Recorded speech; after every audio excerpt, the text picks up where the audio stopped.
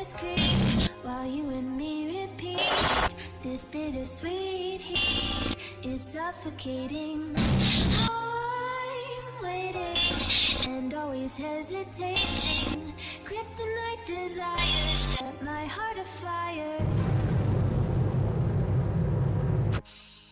Men, women, demon foxes, and embers, welcome to Burning Questions, where space is just an idea that corpos made to keep us away from the truth. On tonight's episode, we have the distracted Lil Fox demon himself, Gadeli Carmine. So, would you kind of tell us about yourself and your history, Gadeli? Well, I'm pretty much just an average demon. Found my way to the human world, and I'm trying to get some minions. Yeah, I see the appeal of that. Just being like, what some people could say is like an overlord, perhaps.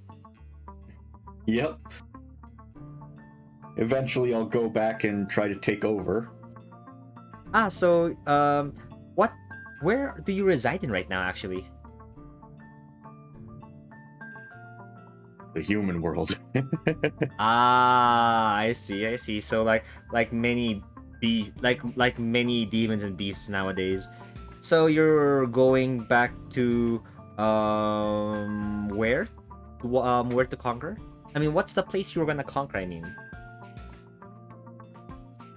It's as much of the Netherworld as I can. Netherworld. Okay, I see. Actually, that's a very good way to segue to the first burning question, which is, what is the Netherrealm like? Because I've heard of this term used in like several contexts, and some even have referred to my world as the Netherrealm. So, would you kindly tell me like some details of what is this Netherworld?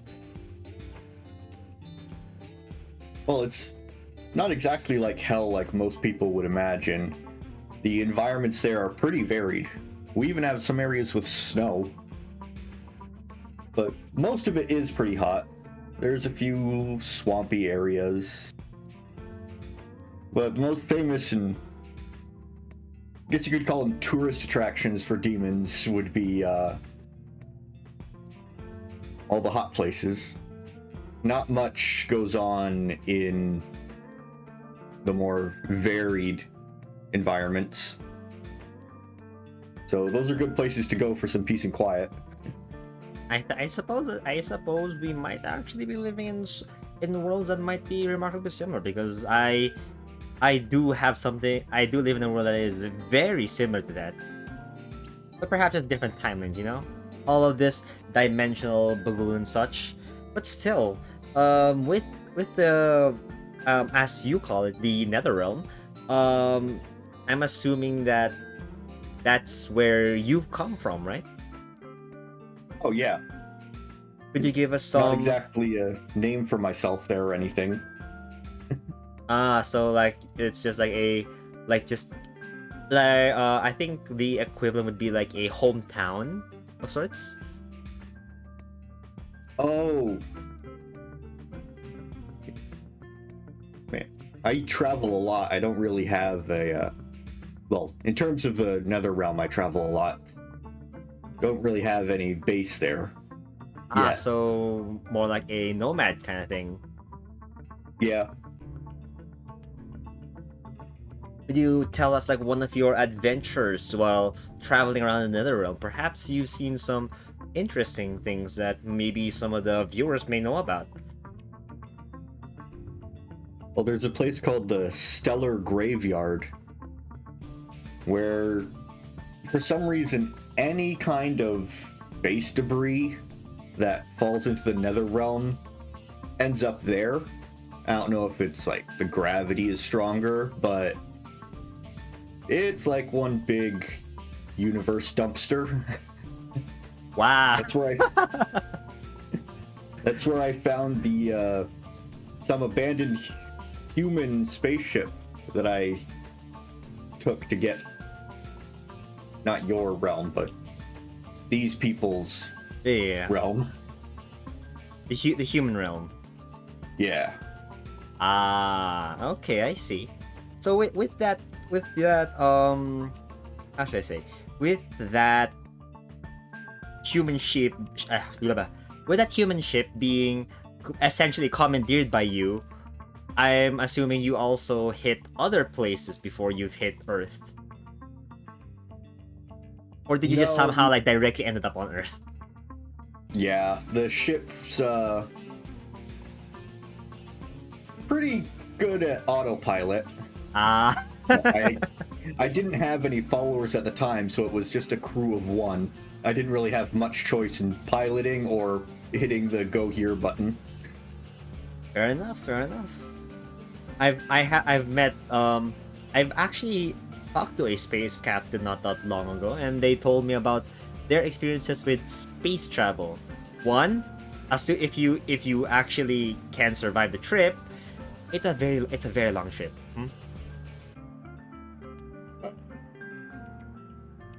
How long we're talking here? Like how long did you travel? Because I get sick just like traveling what, like 3 hours, like anywhere, just plain commuting. So I can imagine like how long you'd spend like on a ship alone. It was only a few days. Okay. The Netherrealm is surprisingly close to Earth, but not exactly in a geographical sense. It's the kind of So thing where you can go in the right direction and not see anything, but you have to know where you're going to actually get there.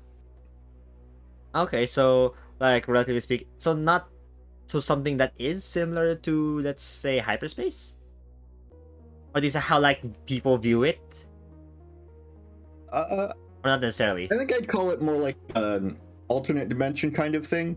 Ah. Like, it doesn't technically exist in the human world, but if you were to overlap the maps, they would be very close. And you just have to switch over, I guess you could say. Okay, I can see that. So it's I think the best way to describe it is just literally like how some people have described perhaps the fourth dimension. Yeah, Like it's how not really meant to be accessible to the Yeah. human world, but it needs to be close for, soul reasons. I actually funny you should say that, because there are some um there are some places, well, not places, people who have come from dimensional places similar to what you have, and it almost seems like everyone has a dimensional tracker, I think. Not dimensional tracker, dimensional map. Perhaps your ship is also carrying one, which is why it can go from your world to, well, from your previous world to your current one. But speaking of your current one, what can you tell me about what happened after you like ended up on Earth? Well, that was a bit of an issue. So, the whole autopilot thing. Mm-hmm. Yeah, that sent me to some abandoned military base from where they initially launched it to try to get to the Netherworld. Okay.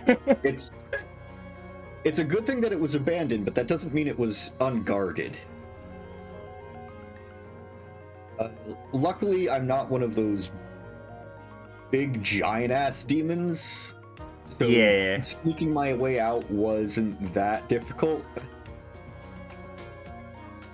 After that, I just did what I always do, wander around looking for a base.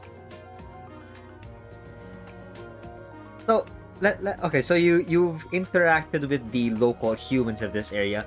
Can you describe like where this place was that maybe some people might know? Is this perhaps in the European area of the world, of of Terra, or is it perhaps somewhere in the Americas? Or even Asia, because I've known a few people who ended up dropping and somehow landed in Japan. I have no idea what those words mean.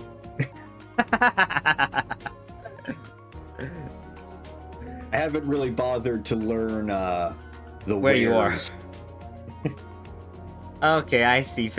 I mean, understandable. I've only recently discovered that my local grocery was like, I had a local grocery like behind my house, and I've been like living in this place for like the better part of like 3 years. I do not give a crap sometimes.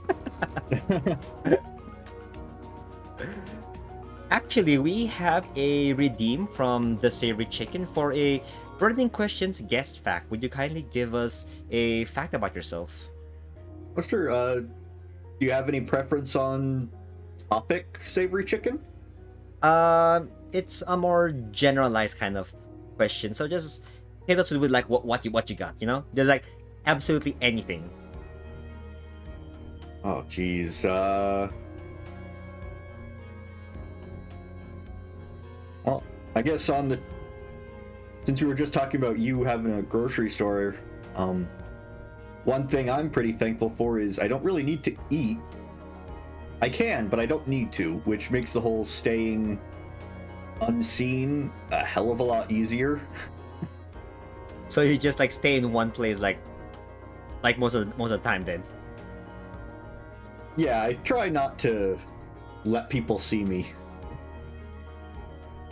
I mean, it works. You're less likely to meet people if you don't eat, but also eating's great though. Yeah, if I go out, I'll try it, but, food from the Netherworld didn't exactly... Like, did do it for you? Or it was just too good? No, it wasn't that good, so I didn't really grow up with the desire to eat good food because it just wasn't a thing. Fair enough. Actually, speaking of which, okay, supposedly, let's say that you actually do go out and go eat something. What do you normally eat then?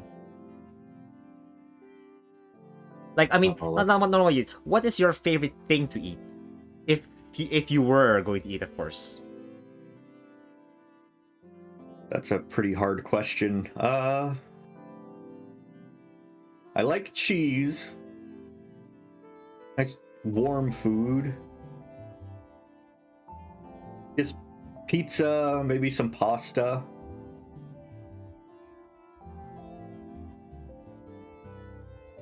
So you're a savory kind of guy. Yeah, definitely. Hell yeah. Well, we're both in the same boat in there. But yes, that feels like a very decent like pick, because that feels like it's more human, so at least more people don't how should I say? More people don't like find it mysterious, because I've met somebody who only, well, not only, but preferably always chooses to only eat this food. I'm assuming it's a cookie of sorts. It's like a straight cookie that's called Pocky.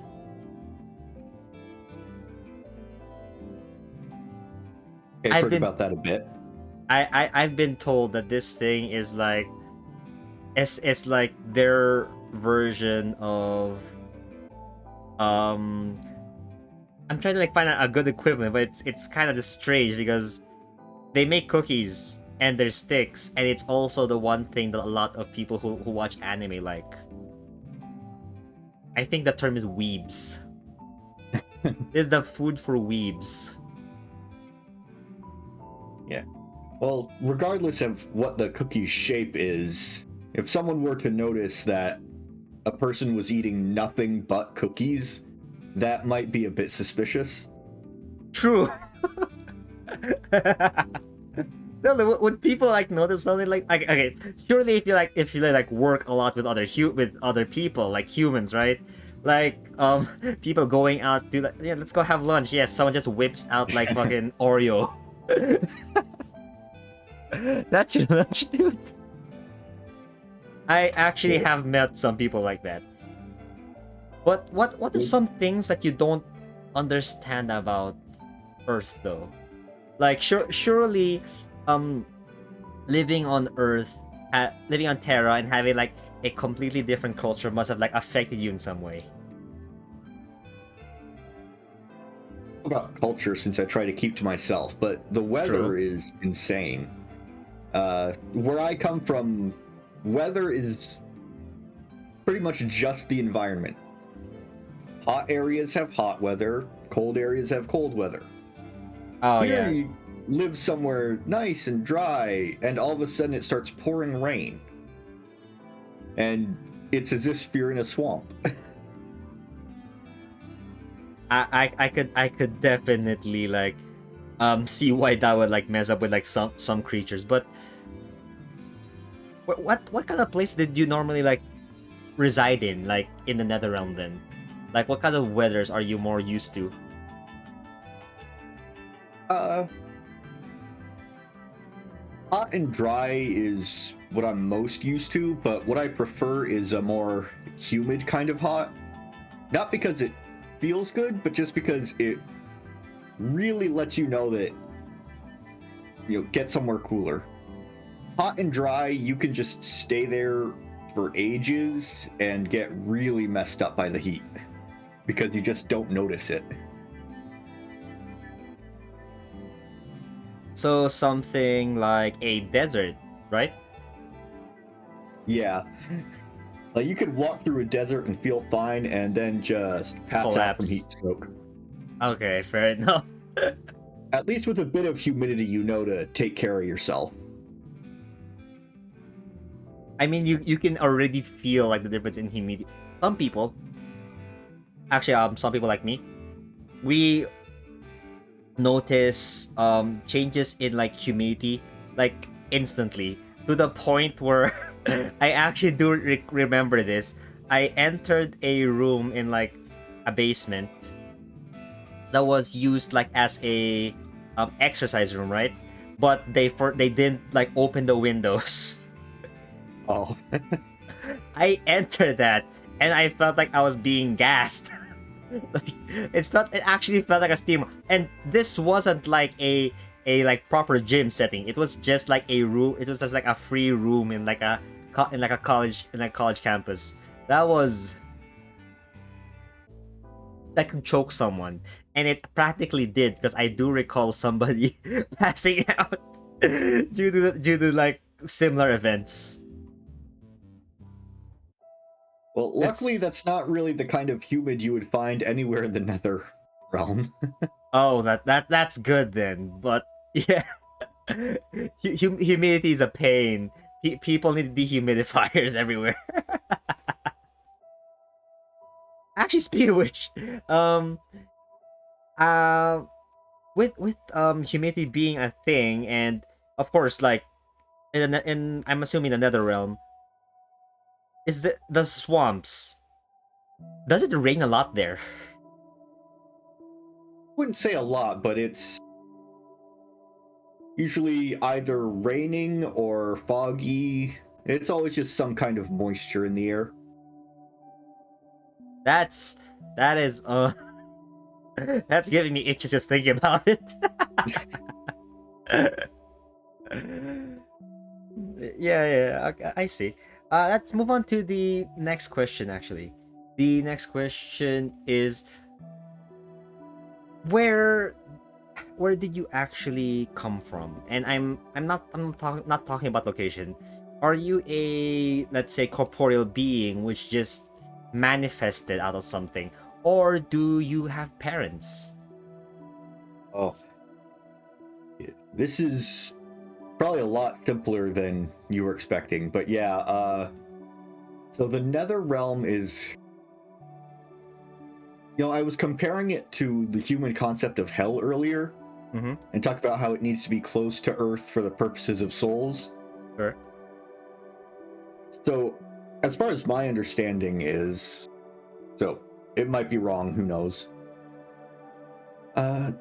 So the afterlife for humans depends a lot on, their beliefs. So, Christians would go to heaven or hell. Sure. Buddhists might be reincarnated. But for other groups that are very specific, not a whole lot fall into this category. Ones who are sort of believe in an afterlife but don't really have a plan or an idea of what it would be. They're just kind of like the leftovers of people who don't know what they're doing with their unlife. Fair. Yeah. They come to the Netherworld as it's just a place to catch the people that don't fall into any other category. And yeah, so I used to be human, if that was leading up to that. I was human, I died, and I became a demon in the Netherrealm. Not a particularly powerful or noticeable one. Just pretty average. So I'm aiming high with the whole taking over thing. Don't worry. I'm gonna need a pretty big army. Yep, I can see why that would be an issue, but we're in the same boat there actually. Like just being, well, both be at least all on the side. I mean that we're both demons and we're both probably the weakest of our kinds. Ambitions, man. Everyone has ambitions. Yours is taking over the world. Mine's just leaving this fucking place. But yeah. But what with you conquering, like, let's say, with you wanting to like start an army to like conquer the Netherrealm, what kind of army are we talking about? Like, what kind of followers are we talking about? Are we talking about like Cult of the Lamb style followers, or maybe like I will lead you to greatness kind of style, or just like Instagram followers for some reason? I guess Cult of the Lamb style would be close, but maybe with a bit less cult. I guess in the Netherworld, the term we use is like vassals, or to a lesser extent servants. Like their servants would be more like the workforce. Vassals are the loyal followers. Like employees and the interns. Imagine just like calling your entire army just a bunch of interns.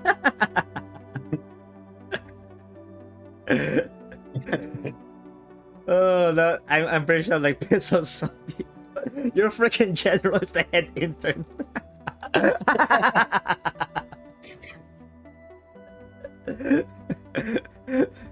All hail the manager, me. So with your army of followers, it was stated that the only reason you weren't able to conquer Earth is due to being distracted by human media.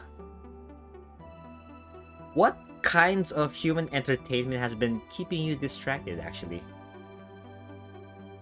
Well, mostly videos and video games. There's a lot of time to spend in video games. There's a lot of them, and a lot of them aren't that quick to do. Oh yes, I can feel you on that. Like, what kinds of games have you been like playing nowadays? Well, I've put way too much time in a power washing simulator. Oh my lord! I've enjoyed... seen the game, yeah. I've enjoyed Dark Souls, Skyrim, Let's go! Minecraft. Grand Theft Auto 5. And I suppose like Dark Souls giving you flashbacks of the Netherrealm, huh? Just like just seeing like a place where there's but essentially a bunch of dead people. yeah, They're not really dead, but you know. Lost Izalith in the first one definitely was familiar. This is Dark Souls 1, right? Yeah. Ah, okay. Now I'm just remembering. I'm just remembering a bit of part 1. I mostly played part 3 and 2. Mostly 3. Just need to know it's the lava area. Ah, okay. I remember now. Yep. I'm pretty sure this area is also Dark Souls 3. Still though, I suppose I think the interesting thing about like, well, I suppose different parts of different cultures that there's just one thing that keeps like popping up, and that is a crypt. Where fuck that. Where people just keep like putting like the dead bodies of like the dead. Yeah, this is just dead bodies. Period. I'm just like thinking, why? Like, I mean, I get like they're gonna put it like somewhere deep underground, but why is this like such a common thing in like video games though? I hear a lot of jokes about water levels being the worst, but yes, crypt levels take the cake for me. I see. Crypt area in Dark Souls 3 was awful. Oh yeah, that was a pain. I think that what was a pain is that it was like a maze. Oh, I hated the pot area where any pot that broke would attack you. Oh my lord, that's right. I remember that with the freaking like skeletons that always like break all the pots like when they slash. And of course, they had to hide I believe it was a pretty good item behind approximately 300 pots. Yep. It was its own mini maze to try to find your way through them without breaking any. Yeah, I just gave up on that and just like threw a bomb and had a big shield with me. And just hope for the best. But yeah, but luckily, dead people in the Netherworld aren't like zombies or husks like in crypts and stuff. Yeah. Like, they're just demons. They look pretty normal and alive. So I'm assuming that since they are alive, I'm assuming they also have like created perhaps communities. Yeah, sort of. More like alliances, just agreeing to not beat each other up. The strongest of the demons tend to just rule keep over to them themselves in in empty areas. The weaker demons come to an agreement of, I'm not strong enough to survive on my take own. control of this area, and neither are you, so let's just not try to take over each other. I could see why that would be beneficial to an extent. Okay, I'm gonna ask a question that probably some of the viewers have like been wondering for an extent. With dead people coming back, essentially being reincarnated in another world, borderline isekai, by the way. What are some rules on procreation if they even can procreate?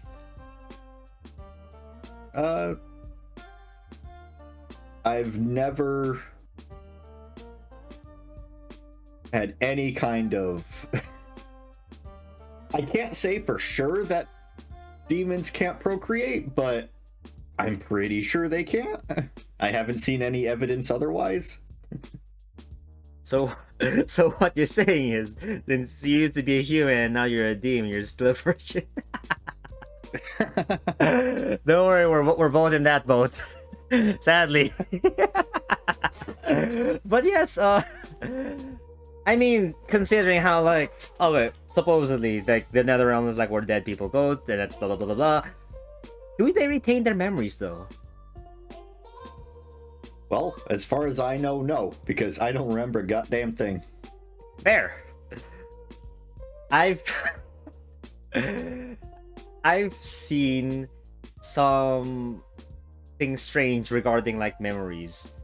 Have you seen I'm trying to like remember it, but it's essentially like a Finding Dory thing.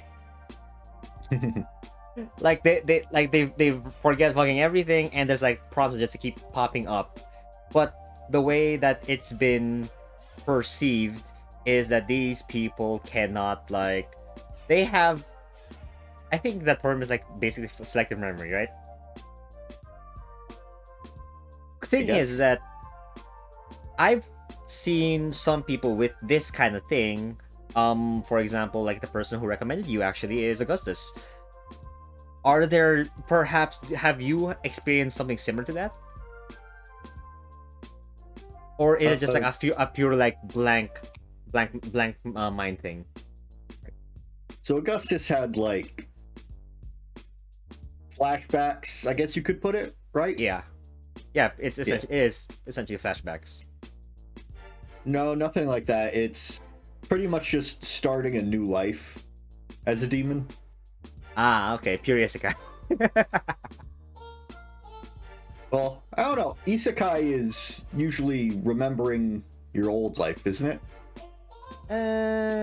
It depends. There is some isekai like I'm trying to remember like the title of this anime. Grimgar. Yes, it's Grimgar.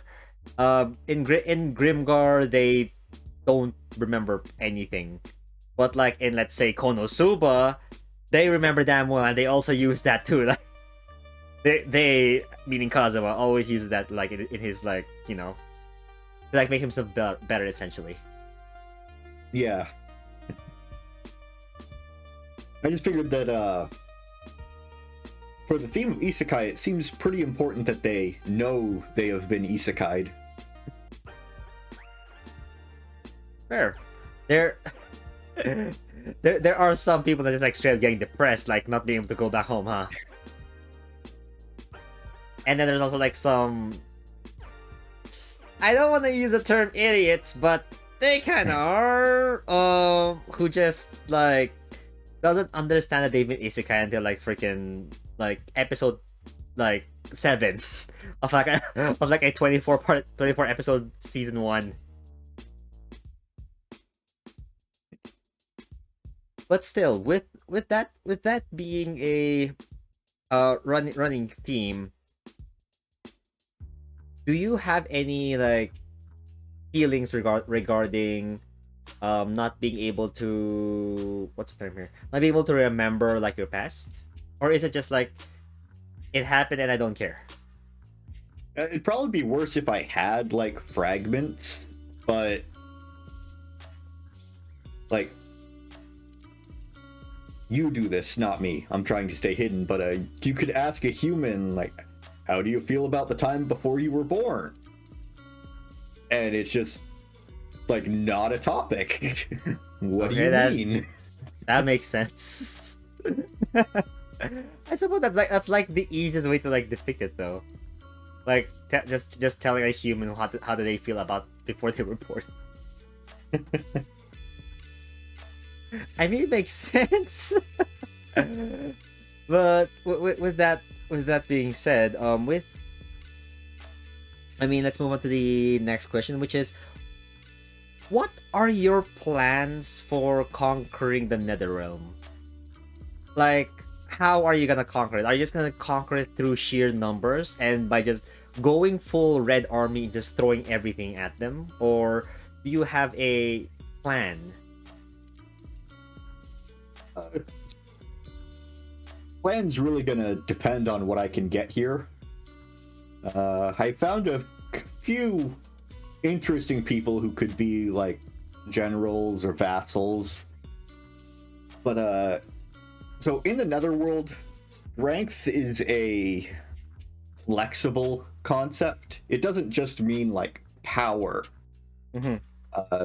Strength could be the size of the army. It could be how smart someone is. It could be how rich someone is. So you get these interesting matchups where competitions aren't exactly balanced. Like, demons won't do an arm wrestling competition because, what if somebody's strength isn't in power? So you'll have, like, one person's strength being compared to another person's wealth, and whichever is bigger wins, without having, like, a fight. Mm-hmm. It's a strange kind of concept competition. So at first I would have like a small army which would let me take over small areas, and then using that area I could start building a bit of wealth to get a bit more area, and just working myself up to there's a game like this that I've seen. A game where you're like a blob and you consume smaller blobs, so you get bigger. It's something kind of like that. So Like, just using like your knowledge to slowly like conquer through like different challenges. I'm assuming, right? yeah, and having like the ambition of taking over the Netherworld and plans to do it are also a form of strength. It's like it would be absolutely impossible to overcome a really strong demon at the start. Wealth or intelligence or followers. It would be possible to get, one single really strong demon, and then with that demon, the strength would just go through the roof, and you can start conquering other strong demons as if they were just average ones, since you have their strength plus Your army. the other strength that I had accumulated to before that. Okay. I could definitely see that. Like so you're like somewhat multiplying the force of your army, right? Just by like well, I mean, not multiplying the force of your army specific like the whole army, but like just the impact by like just adding the same amount of power against your enemies. Is that correct? Like, let's say I had stayed in the Netherworld. With my plans, you could say that I had a power ranking of 2, at which point I would only be able to recruit the lowest of the low, like rank 1s. And so I could get a few of them, and maybe I could conquer someone a bit stronger than us, like a 5. But on the other hand, here in the human world, getting followers is a bit different. So I could theoretically get like a few hundred, at least, I hope. And that would already give me a huge head start in the Netherrealm.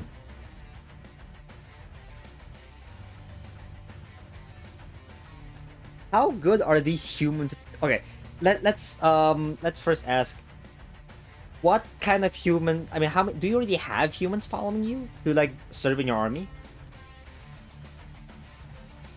Not officially, but humans are easily manipulated. I can subtly bring them in during my streams, or maybe without them being totally aware. So you bring them in during your streams, and you just make them like your servants. But okay, let's assume that you actually managed to like bring some of them in your streams. How good of a fighter are they, like compared to like, let's say, demons? Yeah, well, that's the Because I feel like that's the kicker there. thing about it.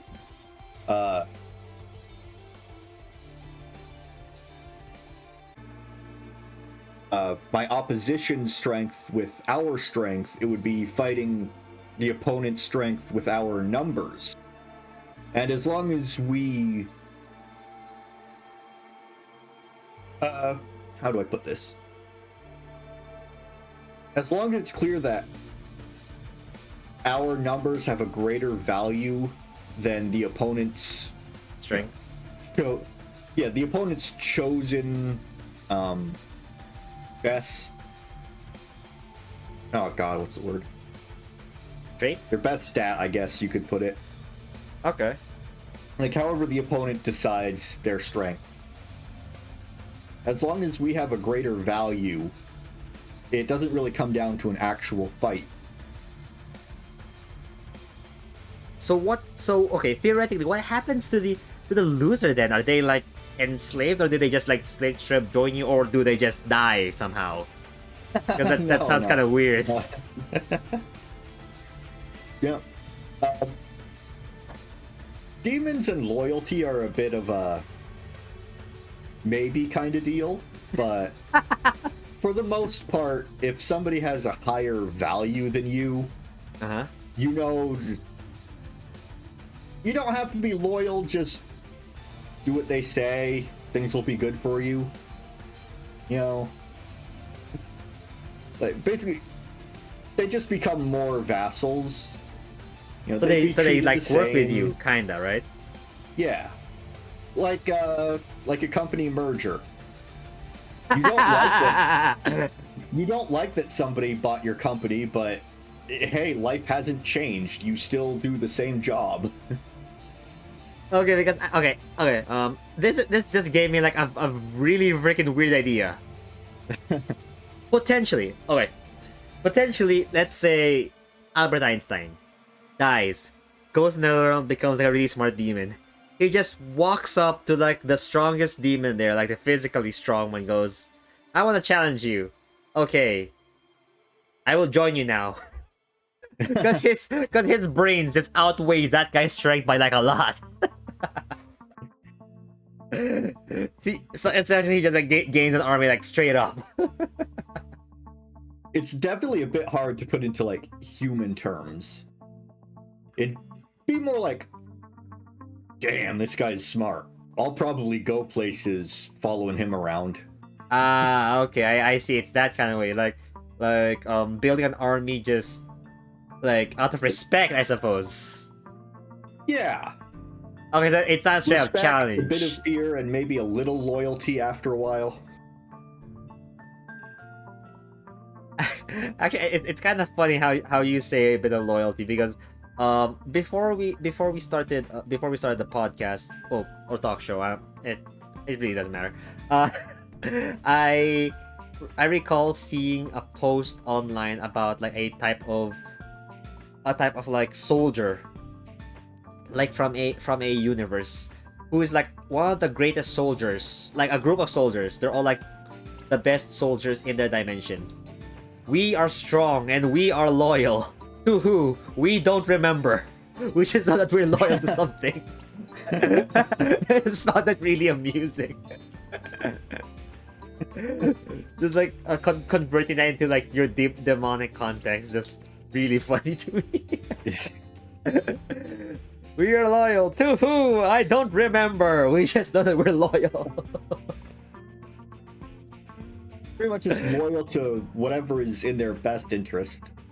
Like, if this area, zone, we don't really have cities, but, you know, that kind of deal, like, if this would be better governed under your smarts than this idiot's wealth, then we'll go to the smart guy.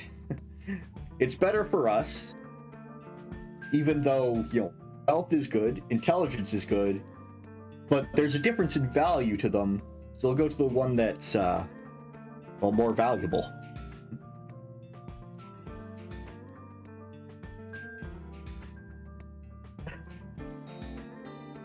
So, but potentially, it's just with I suppose this is a really good setup for kings, supposedly, right? Yeah. But King, then, Lord, that kind of deal. yeah, but then potentially it also means that if that person dies,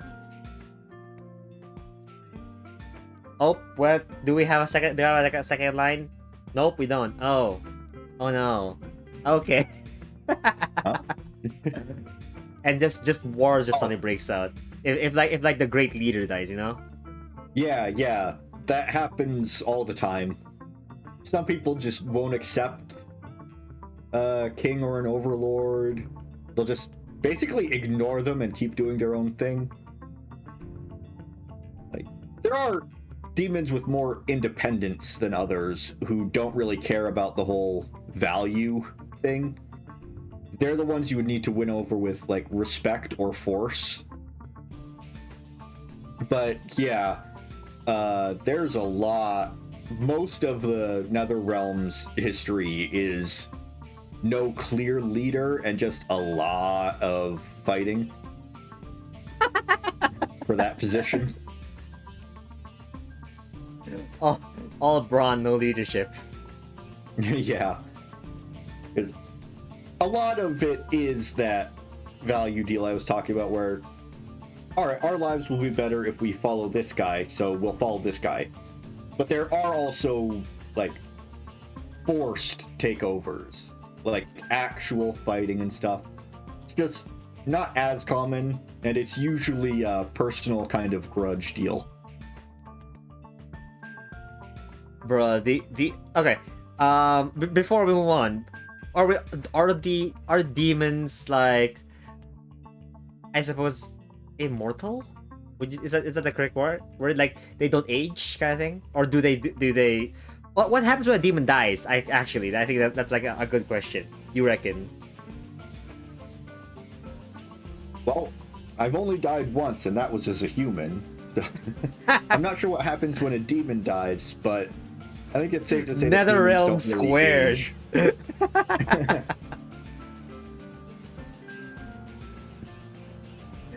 And stay looking pretty much the same as they always do.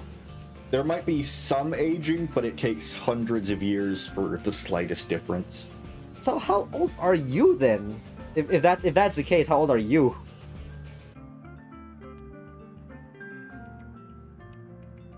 Well, this would be much easier if the Netherrealm had like seasons. Fair. Or months. Let me see. I think at least 3,000. Okay, I see. So you were so what's the term here? You're pretty much a I suppose the human equivalent of a like you were still alive during like the Bronze Days? Like 3,000 years ago, and like 3,000 years ago, huh? Like just a long while ago. Oh, that's actually a really good point. Huh. Or maybe you might be like part of like, let's be generous and say, okay, I'm just trying to like remember this from the top of my head, but the Egyptians, probably they've existed for like a long ass time. Romans, maybe. I don't recall that partly. Greeks, probably. Chinese is also an option. So you're an old dude. Yeah. So Wait. there's just so much. Okay, I know you weren't on Earth then. So like, how long have you been on Earth then? If you are like if you're like 3,000 years old, supposedly, 3,000 Earth years around that much at least. I think about 2 years or so, maybe a little bit more than that now. But I think it's worth saying that I have no kind of data about how Netherworld time and Earth time is the same. Like, True. For all I know, 3,000 years in the Netherworld means I died in like the 80s or 90s. I have no idea what the scale is. But that'd be really helpful, because then, like, I could spend 10 years building an army here and then show up in the Netherrealm like a day after I left. Ah, yes. That whole like time dilation thing, right? Yeah, I have no idea what the time scale is between the worlds. And I don't remember my human life, so I have zero evidence, zero clues. There there's this one thing I do recall that from a recent thing, not really a recent thing, but it's of this supposedly of this hero that like travels through time. Oh, not travels through time, but like it's unclear like what he actually does. If it's either traveling through dimensions, but anyway, the gist of it is that he travels through time, ends up in a modern day world, sees how stupid it is, and like tries to go back to his world, and then just sees how stupid it went because of he was gone for like 2 weeks and came back. It's already been like 20 years. Hmm.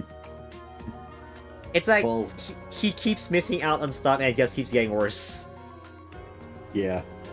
Like, I'm pretty fortunate in that although I don't know what the time scale is, I'm reasonably certain it's either equal or the Netherworld is faster. Because if the Netherworld was slower, 3,000 years in the Netherworld, I don't think humans would have existed when I died. So I guess I do have one clue. Fair. Oh. Wait, 3,000? Wait. Oh, yeah. Okay, I can see why that would be a thing. But then also, so okay. Supposedly, 3 million years in the human world. that is true. Supposedly, that means there was like a big influx of like demons during wars, the Black Death. Just suddenly a bunch of like just demons just showed up in like the Netherrealm. Yeah, I suppose Where there did have been y'all come times when there was a bit of an influx. Although, keep in mind we're just the catchers for the ones that don't have a plan, and That is true. from what that I is know, true. human wars have a tendency to be based quite a lot in religion. So the people there would have a plan on where they would go and wouldn't really end up in the Netherworld much. But there have been times where we've had an increase in demons coming in. I mean, with COVID being a thing recently, I'm sure that's a lot of people. Oh. Yeah, that's true. a big I think I influx missed of that. demons who all die. Actually, okay, it's already been about what 2 weeks. Can I say this now? Surely the queen's a demon, all right? Okay, I'm gonna piss off some people by saying that. Well, I have no idea what the queen's beliefs were. That's But- true. Yeah, I must have missed the whole COVID thing by not much when I left. Yo, she's here. It's like when you go to a fast food place like 5 minutes before lunch break. Yeah. That's what it's like when I left right before COVID. It's like, nope, I gotta beat the rush. I completely get that though. I okay. Speaking of beating the rush, I'm gonna like say something that's just a bit like annoying for some people, or at least they might have an idea. Commuting sucks. Everyone knows this. Do you wanna get from point A to point B? Yes, you have to travel there, and that travel's gonna take a while. Here's the thing though. There was this time where I had to commute from where I live to where I studied. But the difference 30 minutes can make is remarkably big. If you come in 30 minutes late, you have to wait 1 hour. If you come in 30 minutes early, you can get a ride immediately. So I had to take this to this logical extreme and that means to get a 10-minute ride, a 10-minute ride, I had to leave 2 hours early. Holy shit.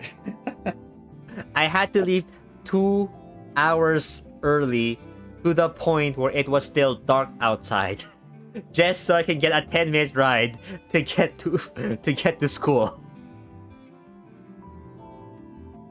If I missed that 2 hour window and just reduce it down to 1 hour, I would have to wait roughly, at the best of days, 50 minutes. Commuting really awful. sucks. Yes, it was really, really awful. Actually, since you travel a lot, do you have like any like traveling stories you could probably share with the audience who'd definitely like be interested in like hearing more about your life in the Netherrealm? Let's see. Well, obviously, public transport Was non-existent, yeah. In Netherworld. But aside from swamps, one pretty constant feature in the Netherrealm are cliffs, and it's all kinds of vertical elevation changes. And who can be bothered to climb? That's just a waste of effort. So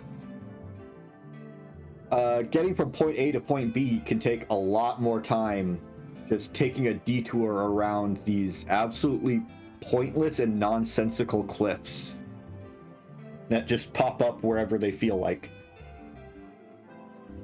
It sounds like a battle royale map. I guess you could say it's like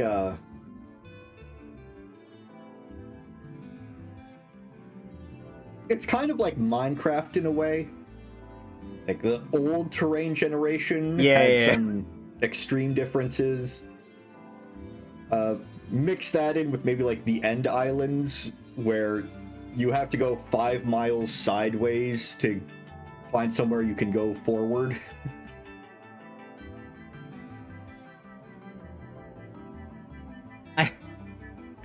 So I'm assuming that the Netherrealm hasn't invented aviation yet either, or at least anything that can like resemble flight.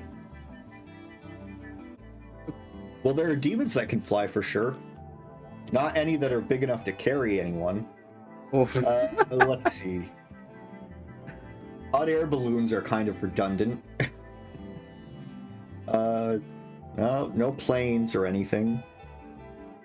Yeah, I guess there's not much going on in the sky there. Sure.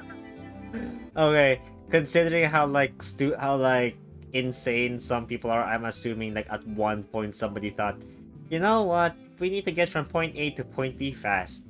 How do you do that? A catapult. Someone probably just yeeted like another demon like across the area, hoping it will work, and only to realize, well, this wasn't as safe as I thought it would be. You can pretty much guarantee that's happened a few times, which can be problematic since one type of demon explodes when they're thrown. Hopefully anyone that tried that remembered and got a different dummy. That just sounds like somebody just see this. Oh, that sounds like the very, very early version of artillery. We just yeet exploding demons at them. I mean, if it works, right? If it works.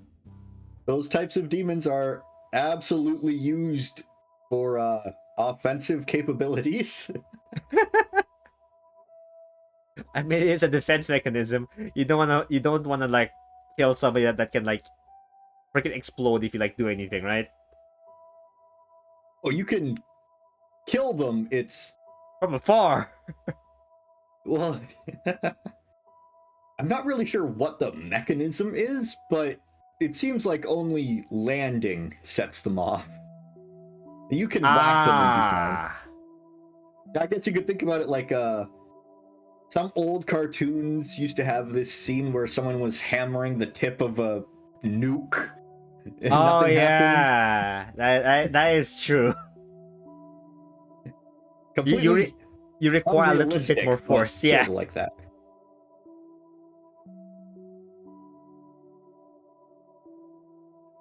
Actually, let's move on to the next question, which is relating to what you said earlier about like conquering the Netherrealm, which is hypothetically, once you gain control over the Netherrealm, what kind of institutions would you establish?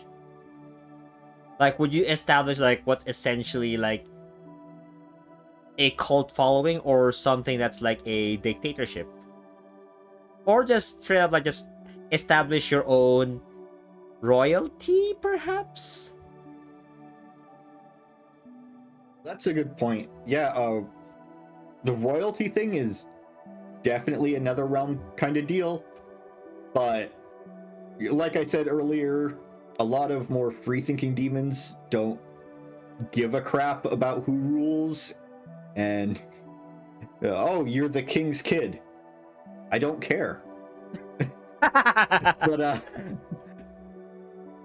But I guess, yeah. And again, we're all of these things coming back from previous conversations, but like the queen, I suppose that's another way to look at it.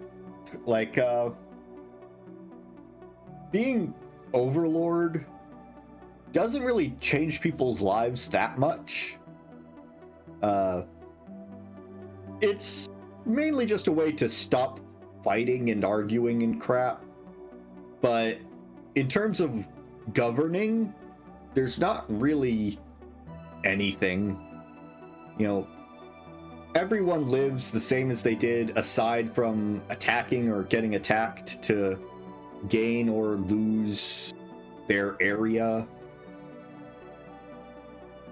It's, I guess, pretty laid back.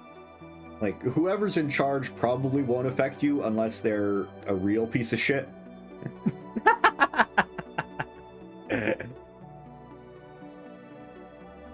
Fair. That's fair.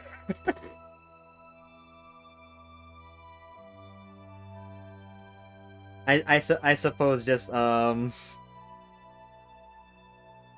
think that is actually remarkably similar to let's say the Roman Republic. Well, Roman Empire. Well, the governing body of the Roman Empire, wherein they don't give a crap who you're related to, as long as you can like help them, you know, like rise up, I suppose. And when the government fell, people started killing each other, except for the people that were like really far away. Yeah, Oh, that's look. pretty accurate too. Oh, they're dying. Oh, they're dying. Oh, well, okay. Well, they don't exist anymore. Oh, great. People are fighting again. Time to round them up. Time to round them up. Let's try again. Oh, it didn't work. Yeah, the balance of power is not quite stable in the Netherrealm. Okay, so how often we're talking here? Like, how often do these things just like fall apart, you reckon? Because surely this kind of system can't last that long. Yeah, it really depends on what kind of person the Overlord is. Like, if the Overlord is actually respected and people are loyal, that can go on for ages. But then you might have one that's like stupid and weak, but has an absurd amount of money, and people get fed up after a while and they start making their own like factions. That's the word. Ah, They yeah. get factions together, and eventually a faction will have a greater value than the Overlord. And they just end up like conquering over the Overlord, I suppose. Yeah, because it's like a big game of Risk.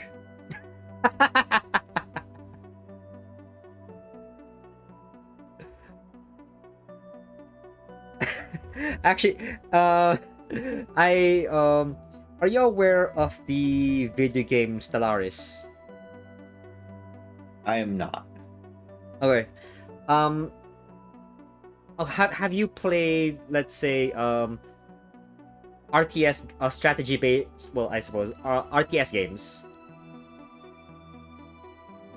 Like, let's I say, don't like think I've really Civ. played any RTS games, but I have seen like Civilization games. Okay, close enough.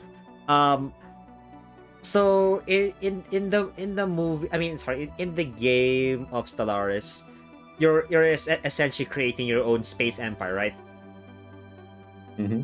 I do recall something very similar to what you said, which is you are the one strongest empire, but because you're like the biggest threat ever, literally everyone just banding together just to fight you specifically.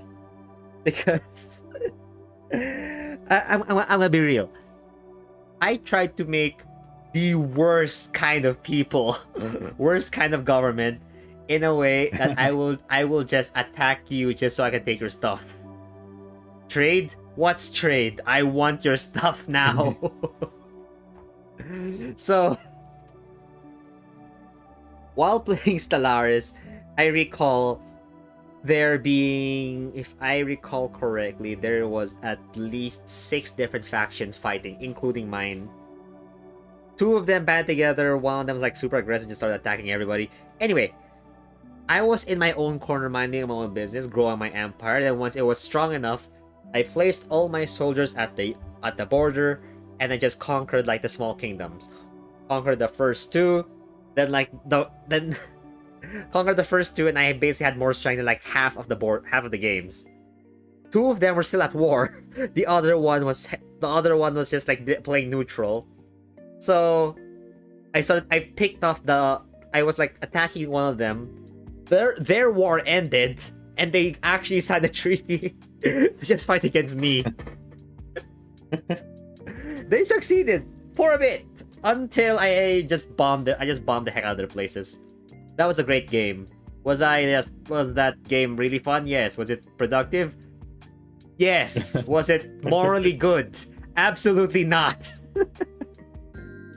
Well, luckily, the selfishness of demons is surprisingly a good thing in this situation. Oh, what do you mean? Because,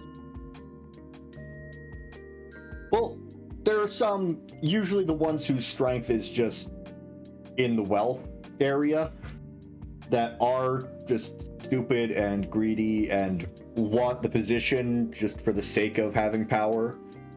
But aside from that, most demons are smart enough to do what's in their best interest. If they think, like, being Overlord would be cool, but my life would be worse if I did that.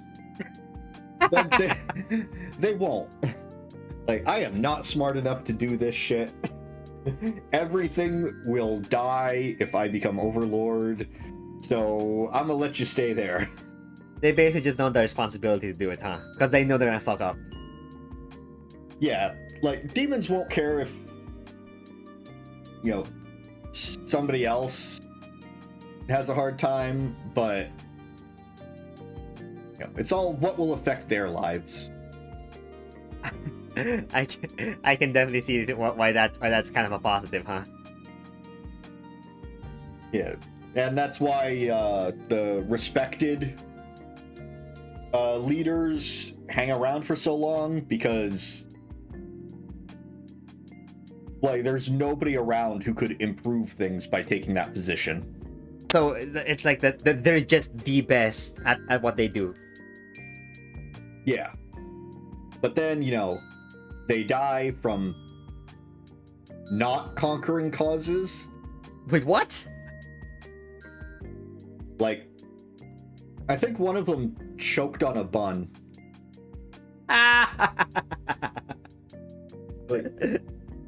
So a well-liked Overlord dies, and then you've got this whole warring factions kind of deal, when you might end up with the stupid guy who just bought the entire Netherworld. And he doesn't last long, and then there's another fighting time until eventually we get to one who's decent enough that nobody bothers trying to take over. He's the best we got. So let's just not fight until at least while he's still alive. Yeah. Oh, that sounds like such a bad system, but it works, I suppose, in that context. You're like, we don't really like you, but we don't have any better ideas. So we'll we're get gonna back keep to you you around on for that. now. We'll keep looking for someone better, but until then, You're the boss. congratulations. Congratulations, you're the boss now.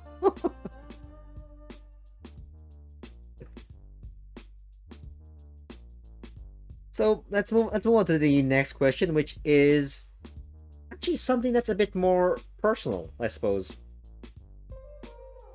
Being a fox demon comes with some perks and powers. Can you elaborate on some stuff that you can do that some people may not know about?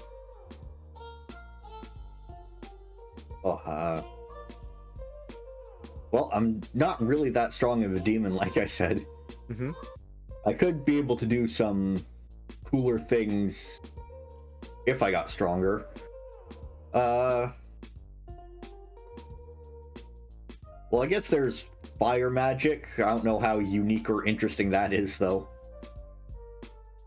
But I mean, I use the same thing, so surely it's gotta be interesting. And I know exactly Yeah. what it feels like. Right, it is absolutely the most interesting element. True. Then again, I am a bit biased, so you know. Yeah.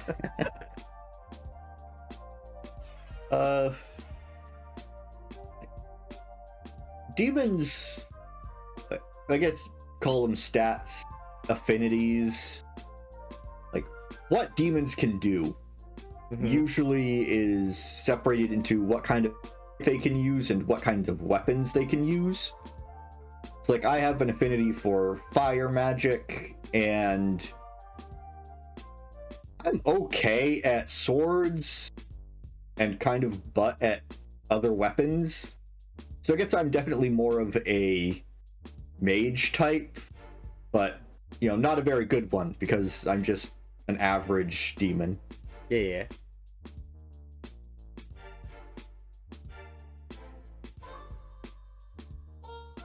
So, you're what some people would probably call like a spell sword then. Just being using both magic and weaponry, but essentially just being like just moderately okay with them. Just not like a professional with them, huh? Yeah, probably just closer to a mage. Alright, I see. Okay, let's move on to the next one, which is... Would it be fair to call you a kitsune, considering that you are both a fox and also a demon? Yeah, I don't see an issue with that. I like the kitsune mythos. I mean, we also have to consider that kitsunes are like... kitsunes are also like the most... I think... I'm not sure if it's a proper term, but beloved of all of the Japanese folklore. Considering how often they are depicted in Japanese animation. And also Rule 34. Yeah. Of course, like, I'm not actually a kitsune, but just in terms of ease of conversation, if that makes the conversation easier to refer to me as that, then it makes enough sense. I totally get that. I do not have the brain cells to explain every single time that I am that I am not made of fire. Yeah. I am not also I'm not a classic demon. I am an imp. But because people don't get the reference, okay, screw it. Yes, I am a demon. Okay, shut up.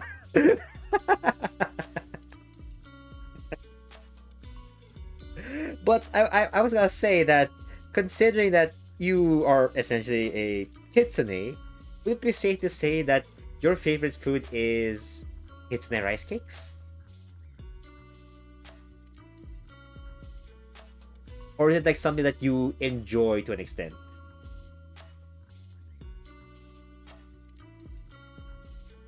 Not sure what kitsune rice cakes are.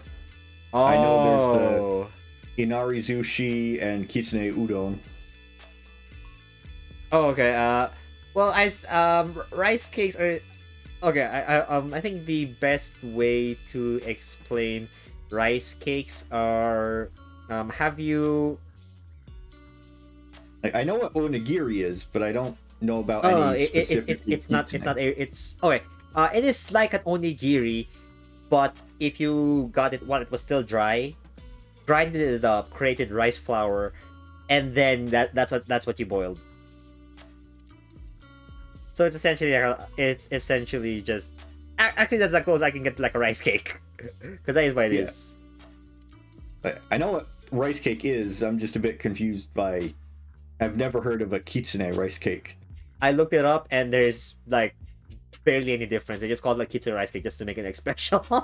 Or maybe because Oh. like some of them are shaped like kitsunes. From time to time, I actually saw some models which are like look really cool, but I don't think they're status quo.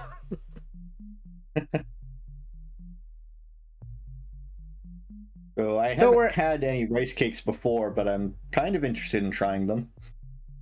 Oh yeah, They you seem definitely. good roasted.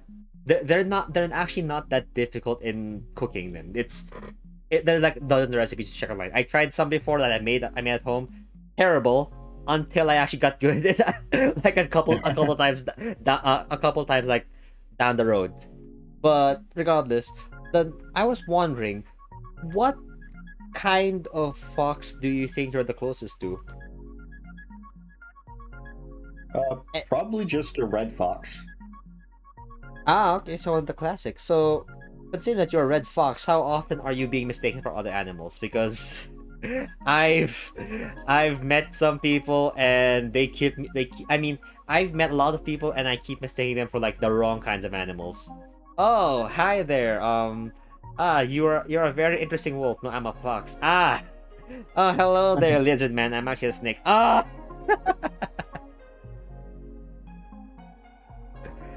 Well, I don't really get mistaken for a different type of demon because I look, well, mostly like a human demon. Fair, yeah. The animal features don't really come up enough to get any input. Fair. I can see that.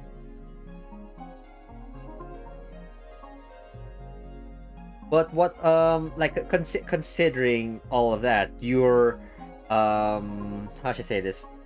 You don't usually like get mistaken for like other creatures, I mean. Or these like your part, or does everyone just like know essentially that you're essentially like kitsune?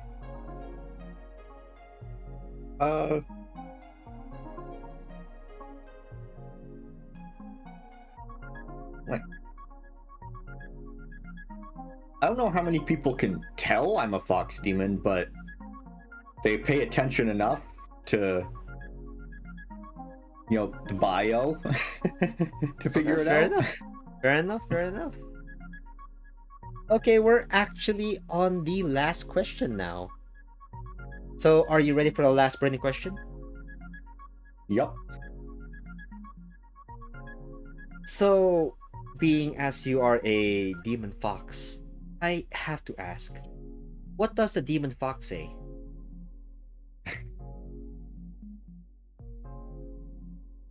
Whatever.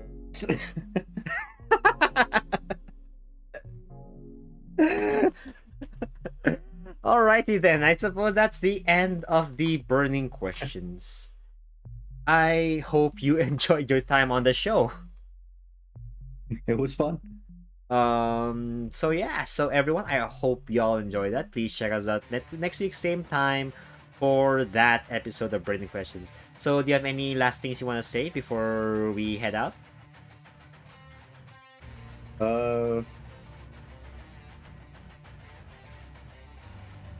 Work for me and you can have your own pool of lava. Fair enough. So everyone, I hope y'all had a great time. I will talk to all of you tomorrow. Goodbye, everyone.